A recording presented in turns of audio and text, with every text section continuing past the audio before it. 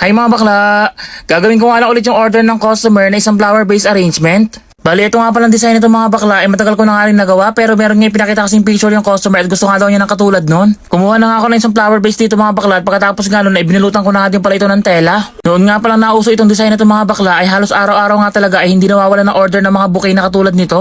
Ganito nga kasi talaga dito mga bakla, kung ano yung uso ay yun talaga yung lagi nilang ipinapagawa. Kaya nga dapat talaga mga bakla ay palagi kang merong design na bago para yung customer ay hindi nagsasawa sa mga lumang design. Pagkatapos ko nga balutan ng tela itong flower base ay nilagyan ko na nga din ito ng plastic plate at pagkatapos nun ay naglagay na nga din ako ng floral foam. Sinecure ko nga lang palang mabuti itong floral foam at gumamit nga ako ng scotch tape para talaga namang matibay at hindi ito matatanggal. Tricolor nga pala yung mga kulay ng bulaklak ang ginamit ko dito at gumamit lang ako ng orange, yellow at saka nga pala nitong mga chrysanthemum na green. Mega shoutout Luna ng Sakaka Aljoob KSA at kay Charlene Bisay Ganotisi. And of course mega love shoutout Julie Anderaya Gonzalez ng Gapan Nueva Ecija. Yun lamang po. Salamat!